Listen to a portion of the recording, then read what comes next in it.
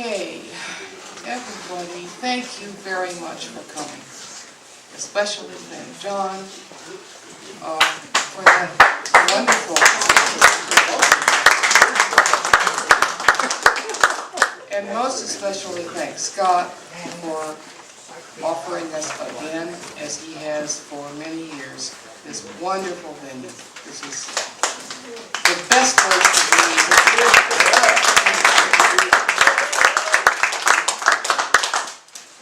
Okay, I'm Martha Gatchell, and I am cook, and I'm also a member of the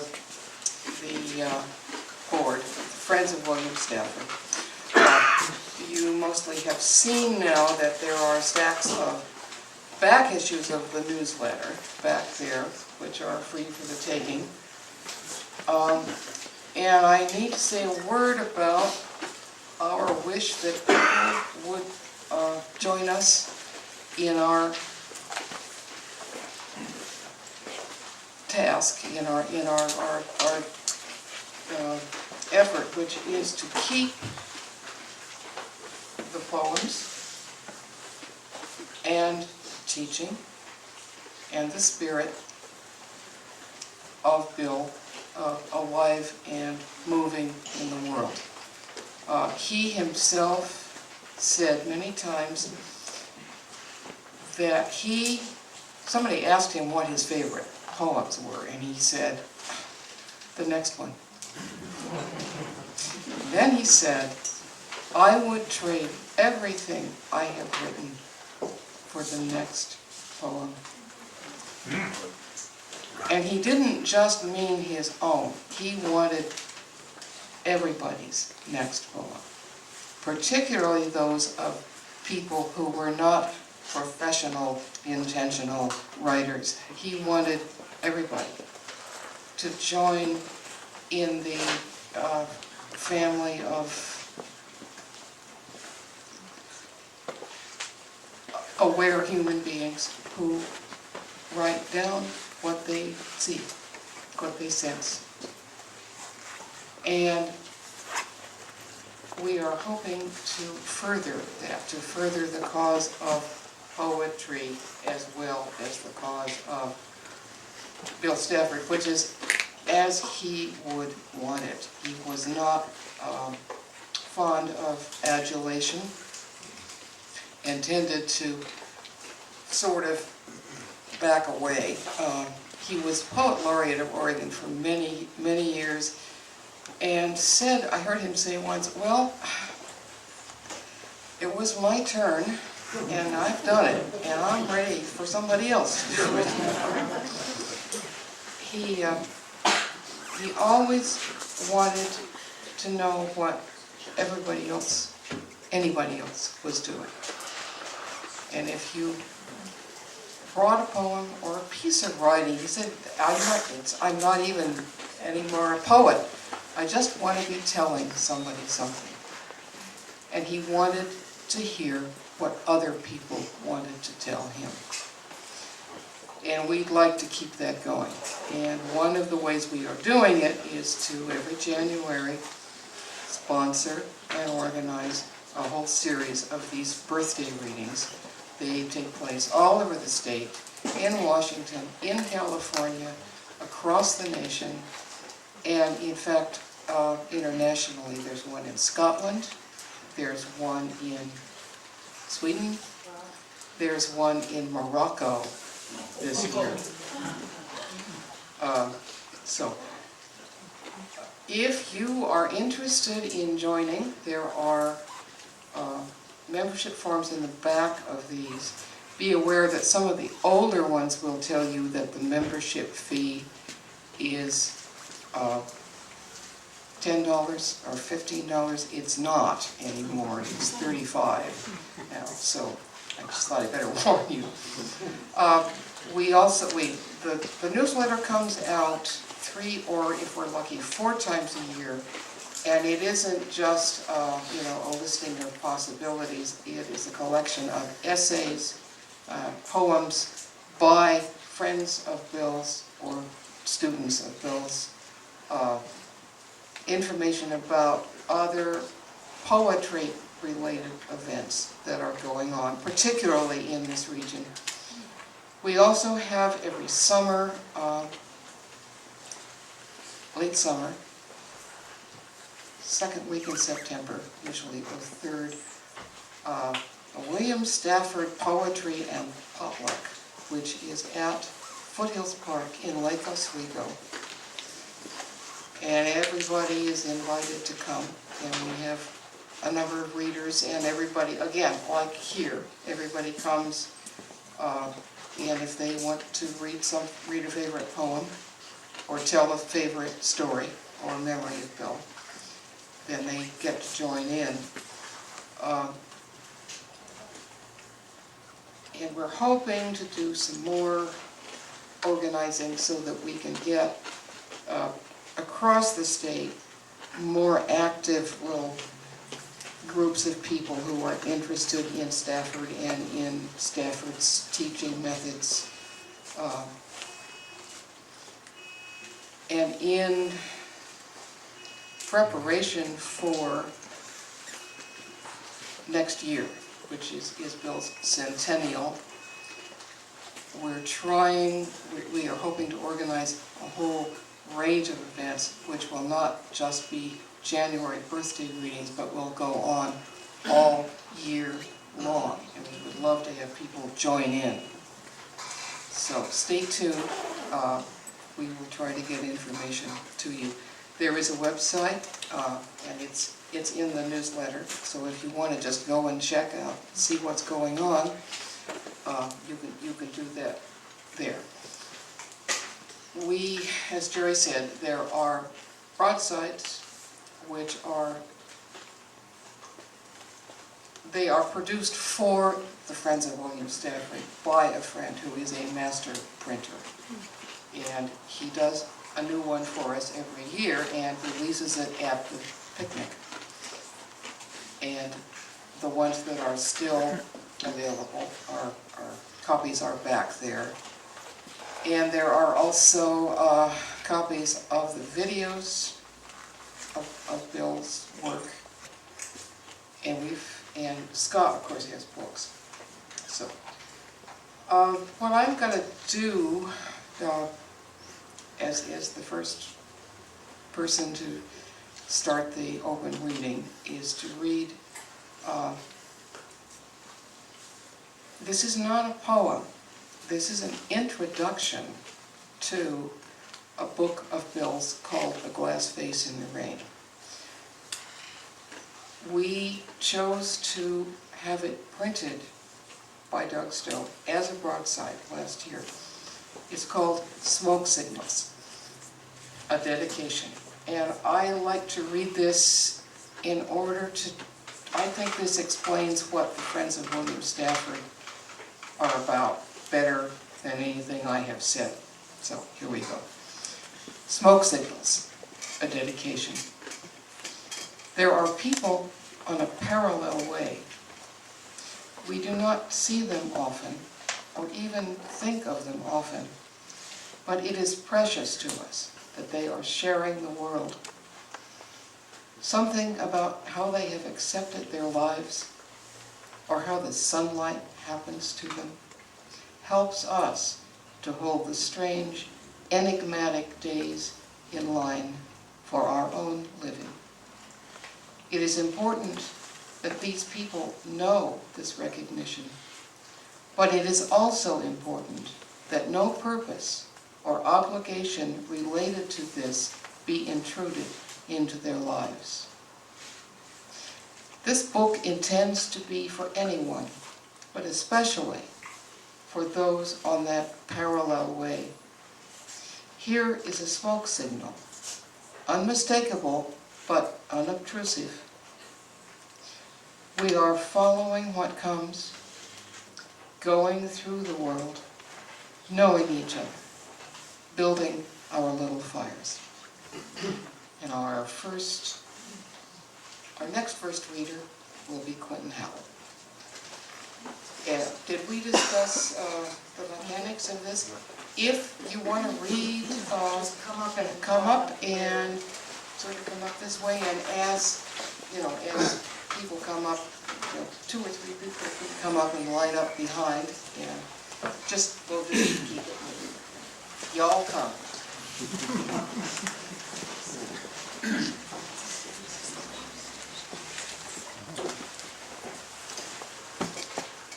Thank you, Martha, and John, especially. What a wonderful tribute to us all and the natural world and our local world. Ingrid and Ralph are usually very much involved in this event, and they happen to be down in Mexico now at a residence, an artist residence. And so Ingrid has been emailing me some poems, and I'd just like to use this time for a pair of Ingrid's, because she wishes everyone well and would so much like to be here. So just 2 small poems. One, I'll start with Bill's. Why I Am Happy. Now has come an easy time. I let it roll.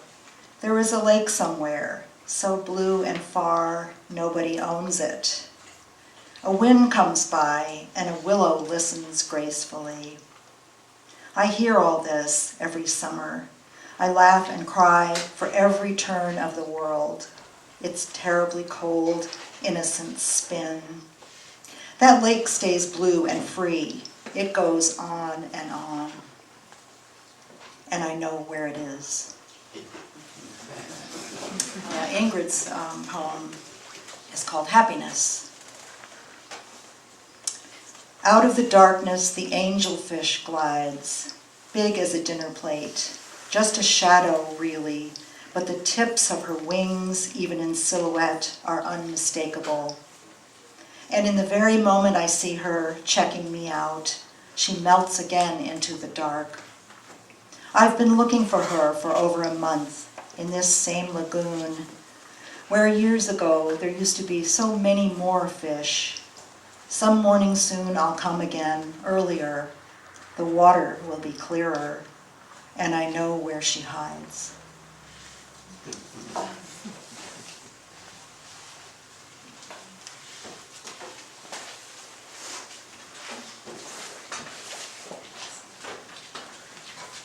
I'm Howard Robertson. The title of this poem comes from a phrase in Aikido that means bold creation, harmony with bold creation that makes the universe. Takemusu Aiki. The varied thrush has started singing in our yard today, ethereal and haunting, some of us would say, the voice of the mysterious forest on whose edge our property is situated. Or a fuzzy and metallic whistle, as some others tell it less rhapsodically. And such ecstatic and erratic sound upon the February air has power to charm the portals opening on the universe, to harmonize with the courageous creativity that constantly renews the cosmos, to achieve Aiki with Takemusu, to call out across the floating bridge of heaven and to stand where fire and water intersect, the fractal spot that replicates itself on every scale from tiny to immense, the center in the lower abdomen through which an all-pervading, star-creating spirit comes and goes. As does the penetrating song of this survivor of the previous mass extinction over 60 million years ago, this feathered dinosaur, this little singer in our yard as spring approaches.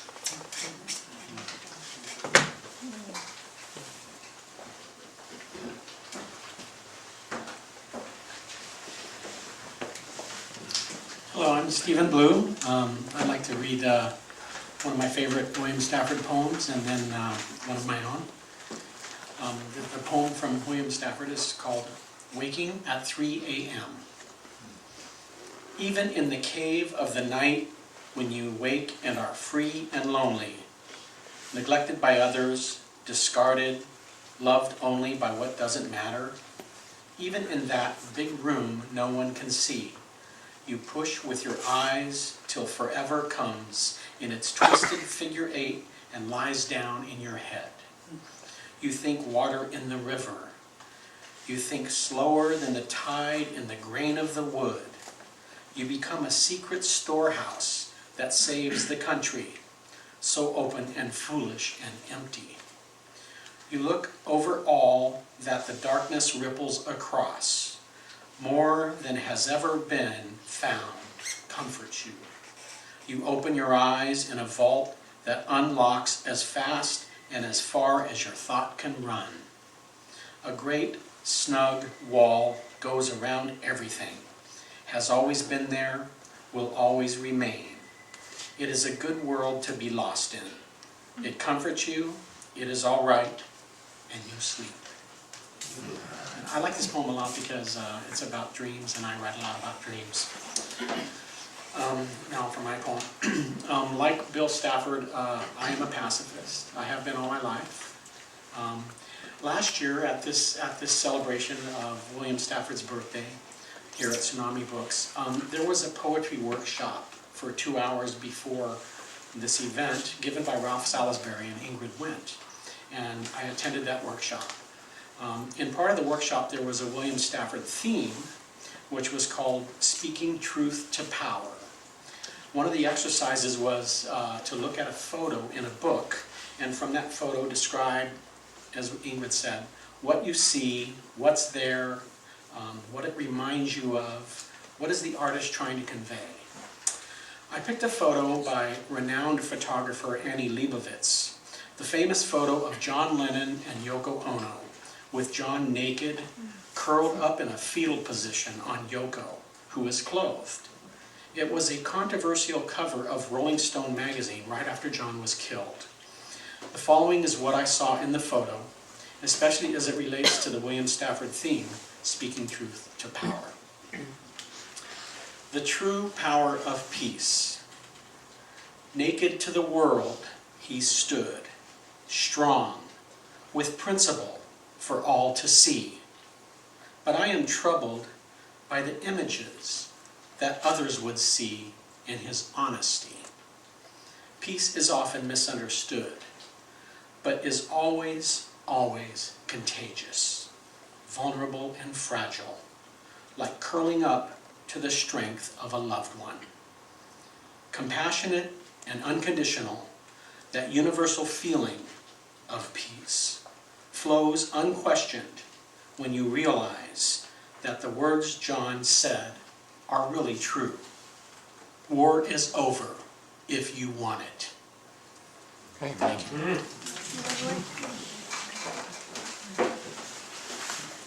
Yeah.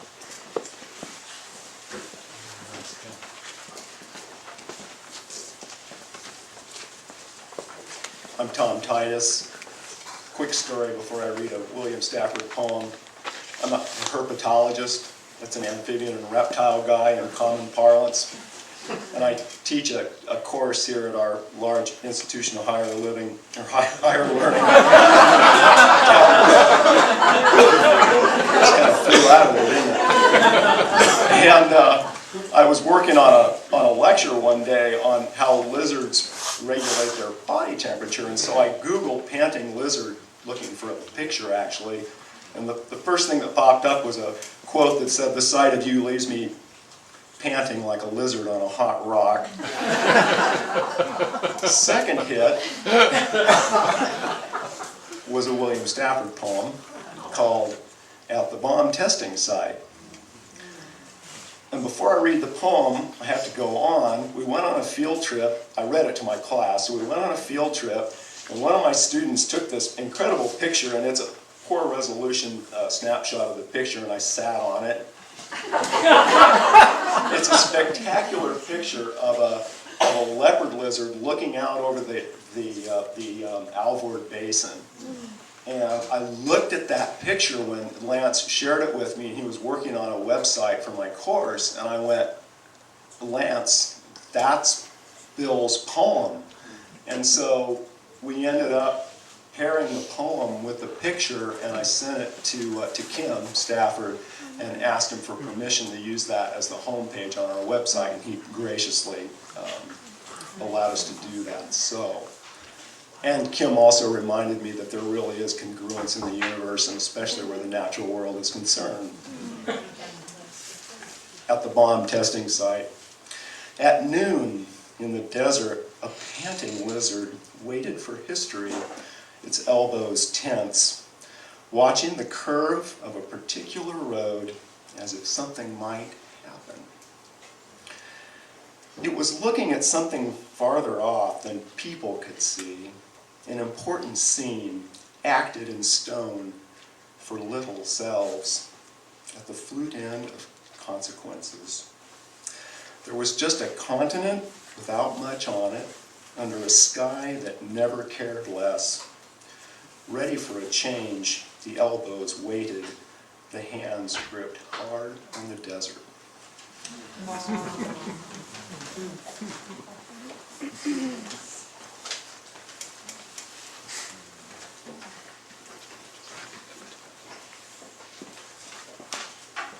I'll put the picture up here on the counter where the wine is if you'd like to have a look at it. It's great. I'm Joyce Hurlbert, Salisbury. I'd like to read a poem of Bill's that I like, and it does refer to the earth. It's called Touches. Late, you can hear the stars, and beyond them, some kind of quiet other than silence. A deepness the miles make, the way canyons hold back their miles. You are in the earth, and it guides you. Out where the sun comes, it is the precious world. There are stones too quiet for these days, old ones that belong in the earlier mountains. You put the hand out in the dark of a cave, and the wall waits for your fingers.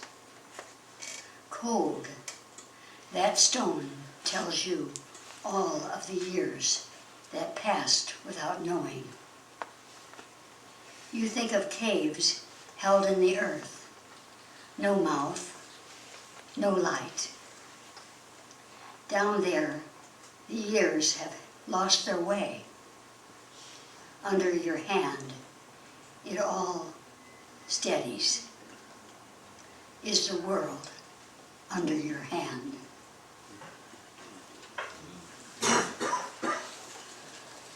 And I'd like to read one of my own.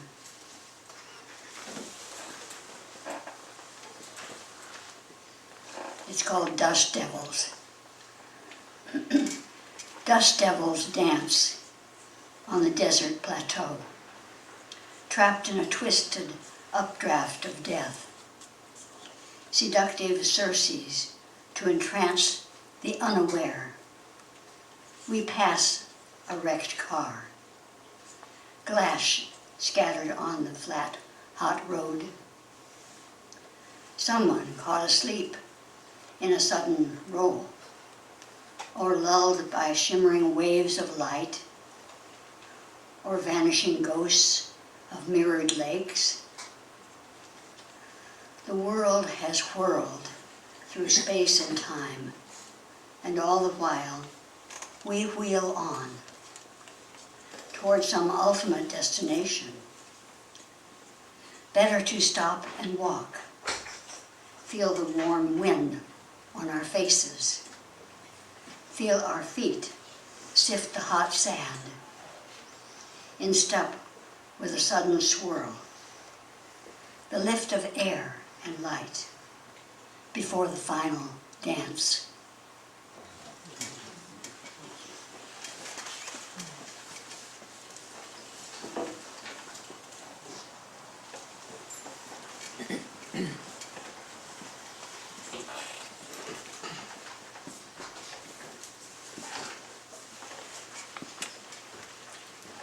My name is Eduardo, and I really appreciate Bill.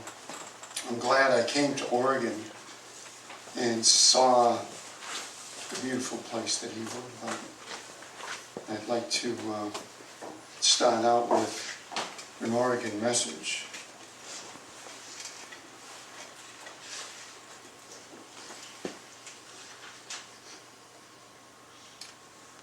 When we first moved here, pulled, the trees in around us, curled, our backs to the wind. No one had ever hit the moon, no one. Now our trees are safer than the stars, and only other people's neglect is our precious and abiding shell. Pierced by meteors, radar, and the telephone. From our snug place we shout, religiously for attention, in order to hide. Only silence or evasion will bring dangerous notice, the hovering hawk of the state, of the sudden quiet stare, and fatal estimate of an alerted neighbor. This message we smuggle out in its plain cover to be opened quietly. Friends everywhere, we are alive. Those moon rockets have missed millions of secrets, places, best wishes. Burn this. I think he really meant that. And another one that I really like, because of the ending, I like a surprise ending, and Bill was really good at that for me. With Kit, age 7, at the beach. We would climb the highest dune, from there to gaze and come down. The ocean was performing.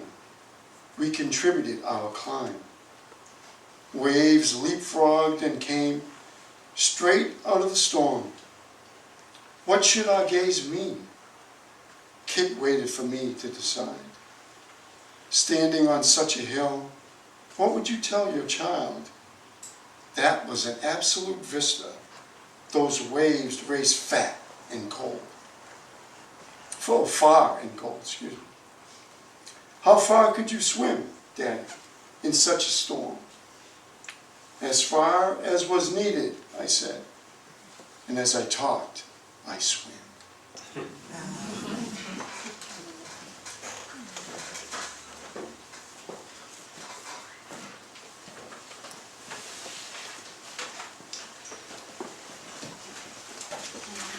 I neglected to thank Joyce for bringing this wonderful picture of Bill to set here, so thank you, and I apologize.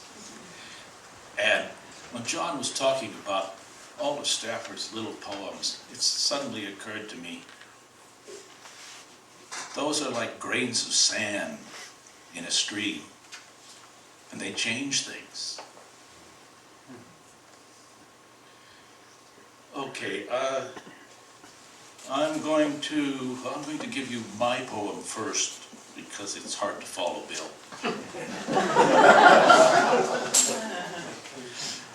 I have come to Eden's still wound, and judgment hovers everywhere.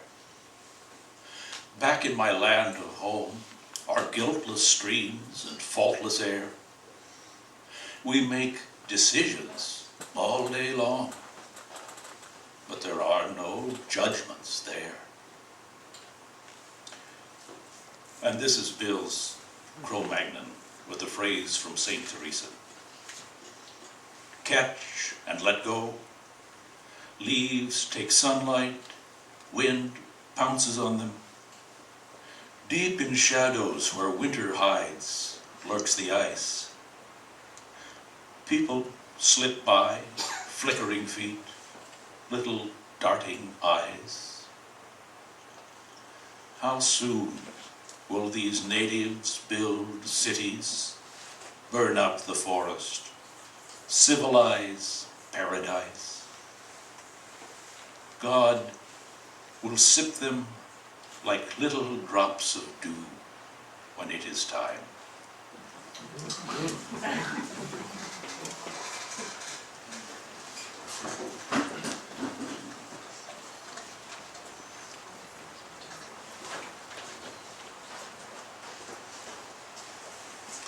Good evening. My name is John Heinz. My points of contact with Bill were several. I think the first was the fact that our family lived in the same community as Bill and Dorothy Stafford's family in Lake Oswego. And I was a genuine SOB, that is a student of Bill, whereas my mother was a more polite FOB, a fan of Bill. And my mother was particularly pleased when, as a teacher at Forest Hill School in Lake Oswego, Bill and Dorothy's daughter, Barbara, enrolled in her class. This gave my mother the opportunity to, I should say, pursue her poetic affection, and she eventually, during a parent-teacher night, finagled my father into coming with her to meet what she assured him was a very famous poet. As background to this, you should understand that my father was suspicious of literary people in general and poets in particular.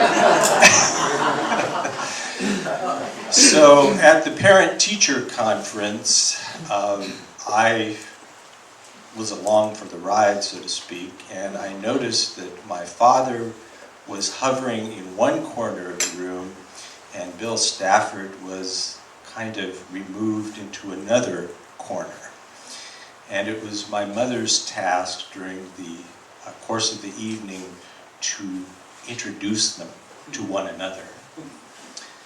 So after much sort of gentle nudging and so forth and back and forth, my mother finally managed to confront my father with Bill Stafford, and she made a very memorable introduction. She said to my father, "Honey, I would like you to meet the famous poet Bill Stafford, who is also the father of one of my children."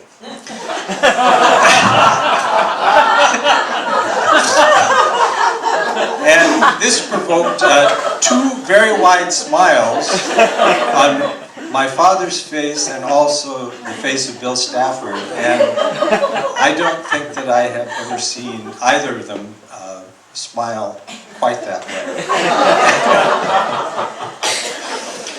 But that's the sort of inelegant anecdote. I do have a couple poems to read by Bill Stafford.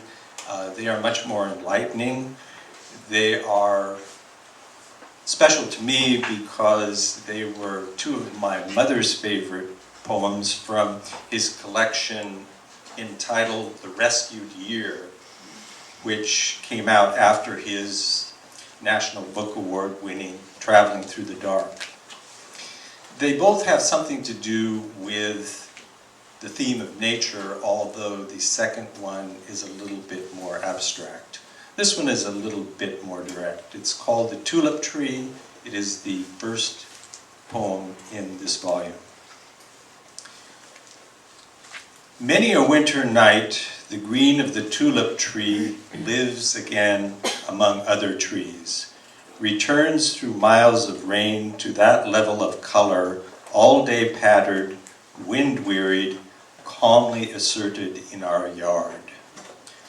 Only pale by the evergreen, hardly distinguished by leaf or color, it used to slide a little pale from other trees. And, no great effect at our house, it sustained what really belonged but would, if severely doubted, disappear. Many a winter night it arrives and says for a moment, I am still here.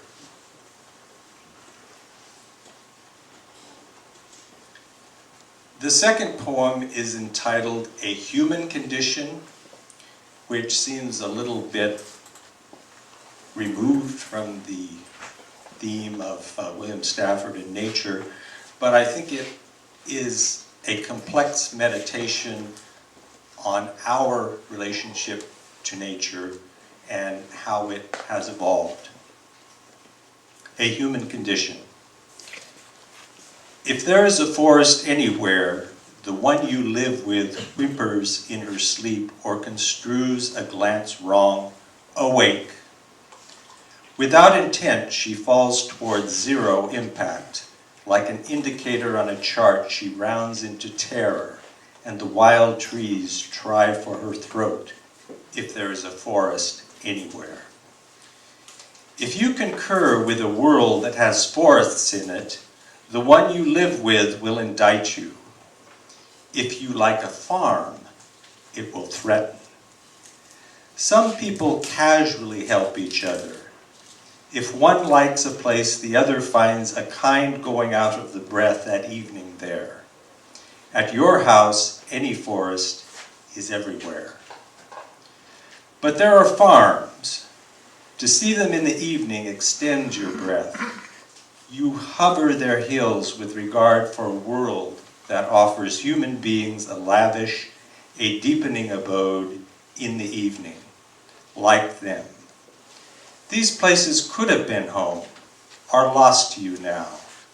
They are foreign but good. There are these farms. Thank you.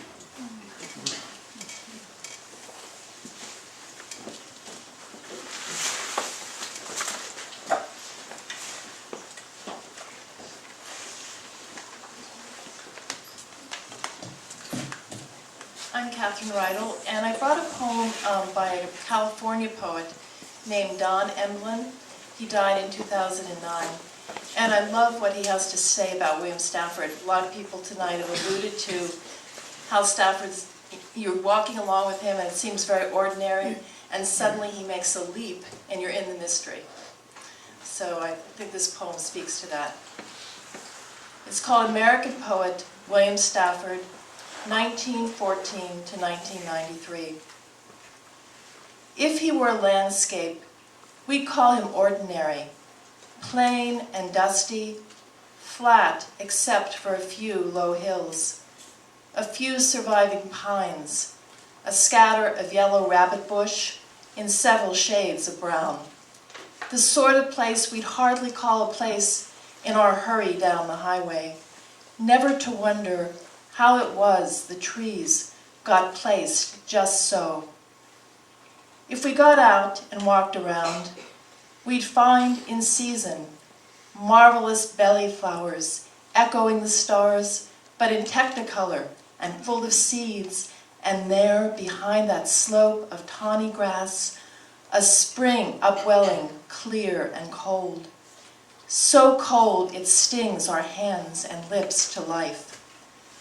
When the light sinks low, we'd see sharp shadows of the Cascade Range perfect their peaks across his back. If there were miners wandering by, those who knew how to dig and where, they'd discover for us what we might have found for ourselves, imperishable rivers of gold below.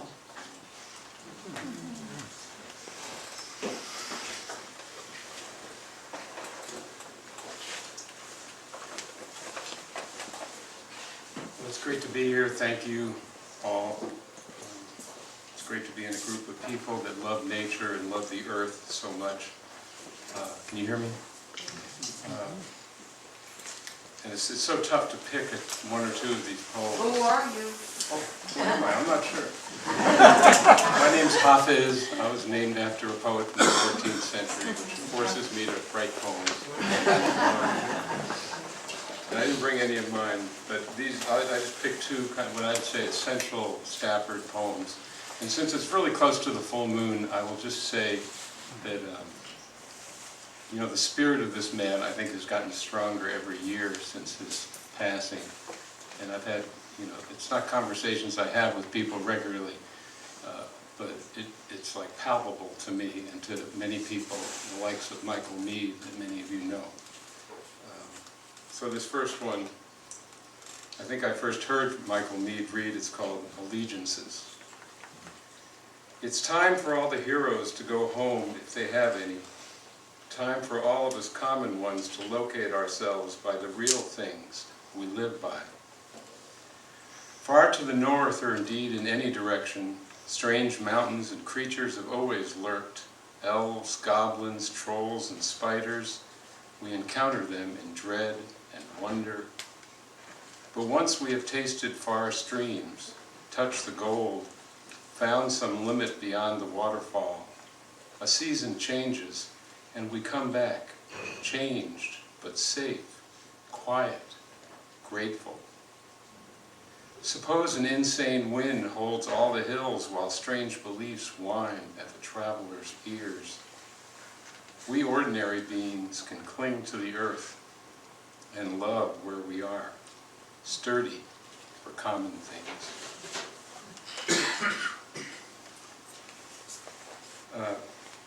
Sometimes I would pore over these poems to try and figure out which one to read, but I'm more a believer in divination, and just opened up this book this morning or last night and found this poem called Assurance. And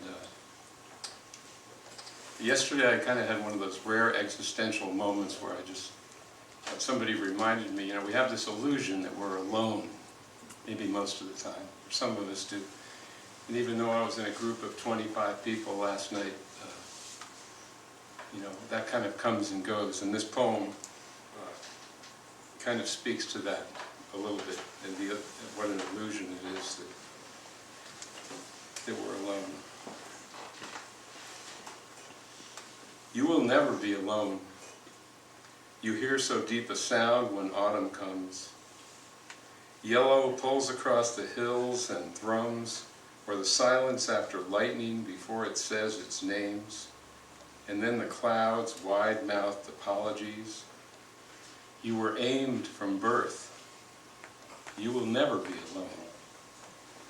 Rain will come, a gutter filled in Amazon, long aisles. You never heard so deep a sound, moss on rock and years. You turn your head. That's what the silence meant. You're not alone. The whole wide world pours down.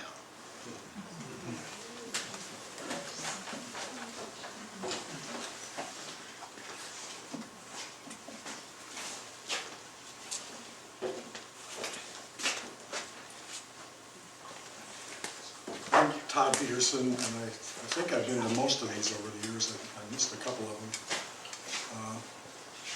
My little story is that the first and the last time I met William Stafford was at a men's workshop that Robert Bly was doing at Marylhurst.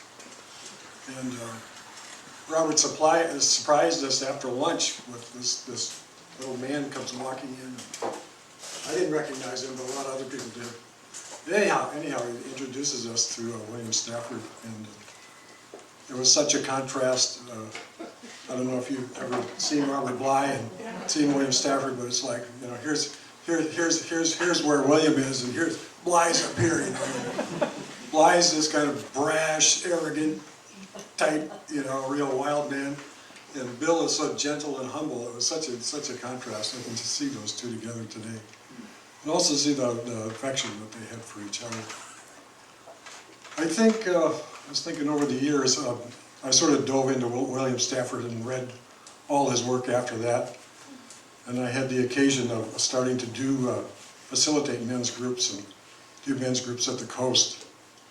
And I decided it was time to start thinking about poetry, and one of the things that came to me was, I have this whole afternoon at the coast at the Cedar House with about 20 or 30 men. And I decided, I'm going to have them go off and write a poem. Go out the whole afternoon, and I said, you don't have to write a big poem. I taught them the haiku method, so you have to come back with at least one haiku. So off they go for a couple hours. And I just remember when they came back, of course, some of these were all men who probably hadn't been asked to write a poem since high school. Of course, that was a pretty painful experience. Anyhow, they came back and these poems were just totally incredible. And it really felt good thinking back. There must have been hundreds of men over those years that wrote those little poems. I also remember the day that I heard that Bill had died. I had just finished the workshop at Hasida House. And I was driving up the road to Yahat's to have breakfast. And KLCC sprung the word on me. I just remember weeping, just weeping, that he was gone. And that kind of surprised me, but I've been so involved with his work that it just felt like such a huge loss. Anyhow, that's my story of William. I wanted to read the couple of little poems. One is the title poem of The Way It Is. It's new and collected poems. If I can find it. I think I read this before, but it just says so much. The way it is, there's a thread you follow. It goes among things that change, but it doesn't change. People wonder about what you are pursuing. You have to explain about the thread, but it is hard for others to see. While you hold it, you can't get lost. Tragedies happen, people get hurt or die, and you suffer and get old. Nothing you do can stop time's unfolding. You don't ever let go of the thread. Does anybody have a sense of that thread in your life? I think if you're old enough, you probably do. A couple other little ones. This one I had never read aloud before, but I came upon it. It's called Your Life. You will walk toward the mirror, closer and closer, then flow into the glass. You will disappear someday like that, being more real, more true at the last. You learn what you are, but slowly. A child, a woman, a man, a self often shattered and pieces put together again till the end. You halt, the glass opens, a surface, an image, a past. And finally one called Yes. It could happen anytime. Tornado, earthquake, Armageddon. It could happen. Or sunshine, love, salvation. It could, you know. That's why we wake and look out. No guarantees in this life, but some bonuses. Like morning, like right now, like noon, like evening.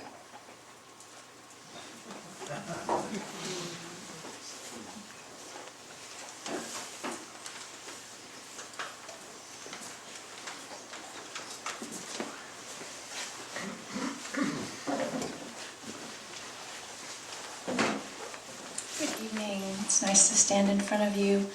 I felt that I might want to come and stand up here as a member of the younger generation, slightly younger. If I took off my hat, you would see my hidden gray hairs.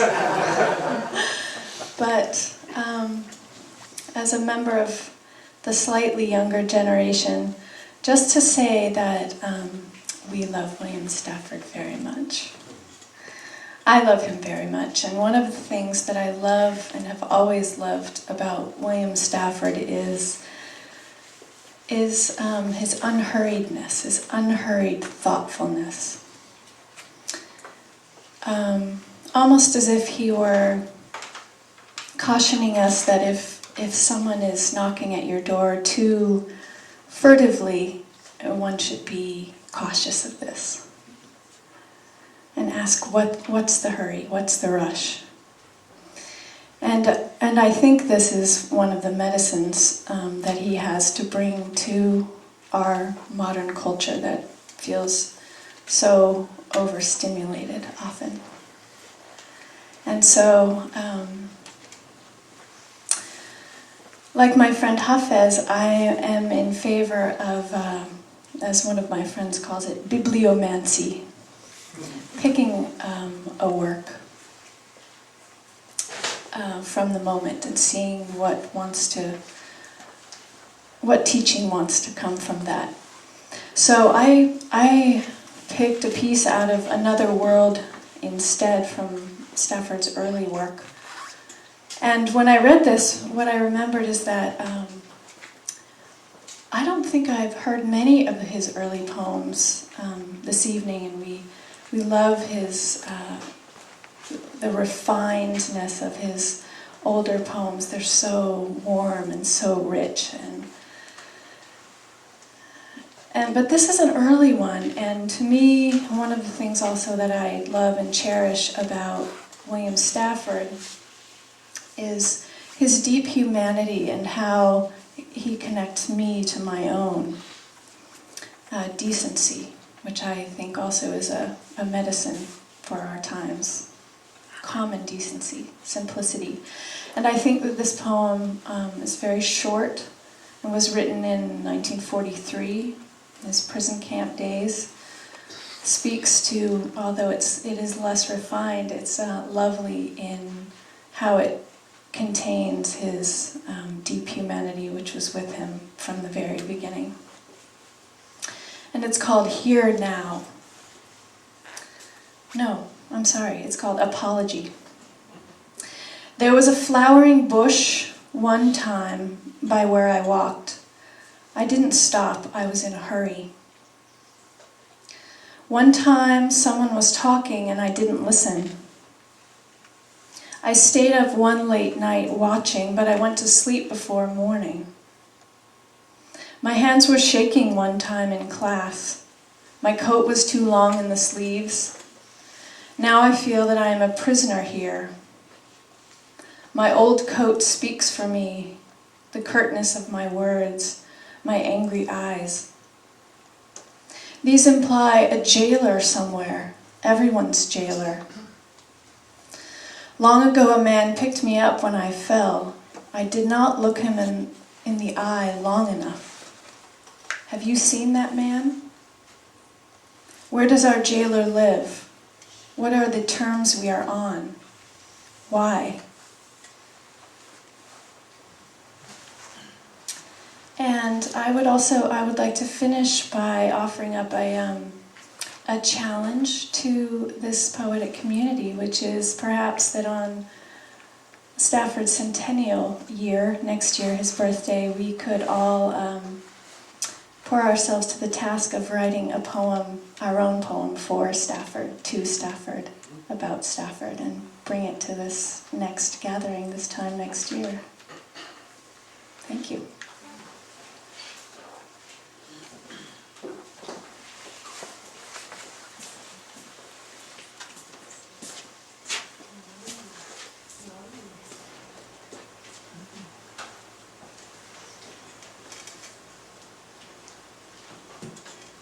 That is a wonderful challenge, and I second it. Let's everybody get together and do this again repeatedly. I have a fantasy about a gathering of Staffordites in which we would all bring our books and somebody would stand up and read their choice for the moment, and it would spark somebody else to say, oh, I know. It would be like, kind of like a game of round robin or volleyball. Somebody would say something, read something, and it would make somebody else think of something else, and they would read that, and that would make somebody else think of another poem. This has been happening to me all night. So I suspect that it may happen to other people too. I'm not sure how to organize that so it works, but I think it would be great fun to just see what happens if you stir everybody's sensibilities together with the moment and see, you know, what sort of collection comes out of it. I have one very small thing, which I was reminded of by the story about hearing about Bill's death. And I heard about it because Ingrid called me and told me what had happened. And I was working at the Oregon State Tree Farm on the Umpqua at the time. And I couldn't get away to go to the memorial service, and I was devastated. And I picked up a handful of his books and took them with me to work. And during my lunch break, I went down and sat on the riverbank and opened one of them to a little poem which has haunted me ever since. And sometime I would like to hear somebody turn it into a song. But it spoke so directly to me, and I think to many people at that moment. And I can't remember its title, but it goes like this. After the chores are done, I tune and strum. Nobody here, nobody care, and the stars go on. Now that I've told you this, maybe I've been all wrong. So faint a life, and so little done. But I want you all to be easy after I'm gone. Nobody here, nobody care, and the stars go on. And the other one is, we were talking about coyotes, and another of my very favorites of Bill's is called Coyote. My left hind foot steps in the track of my right forefoot, and my hind right foot steps in the track of my fore left foot, and so on for miles, me paying no attention while my nose rides along, letting the full report, the whole blast of the countryside come along toward me on rollers of scent, and I come home with a chicken or a rabbit and sit up singing all night with my friends. It's Baroque, my life, and I tell it on the mountain. I wouldn't trade it for yours.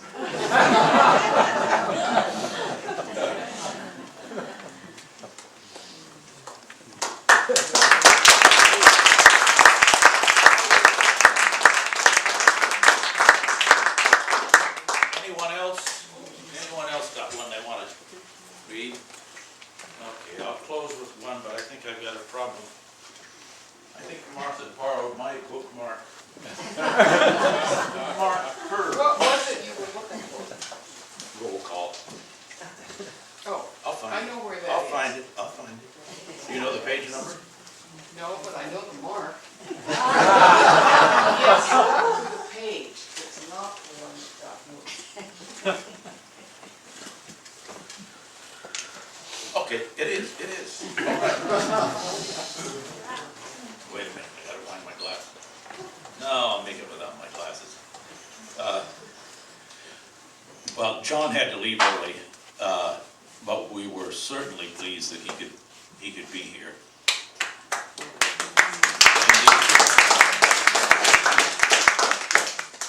And he mentioned the Lakota when they entered the sweat lodge, and on many other occasions, and it's a term that's been adopted all through the Native American community and lots of other places too, with different pronunciations. Matakias, all my relations. In the Lakota, it's constructed of Matakia, Mita, Takia Ayasan. Relations, all mine. So here's a Stafford poem about those relations. Red wolf came, and passenger pigeon, the dodo bird, all the gone or endangered, came and crowded around in a circle. The bison, the Irish elk, waited silent. The great white bear, fluid and strong, sliding from the sea, steaming and creeping in the gathering darkness, nose down, bowing to earth its tapered head.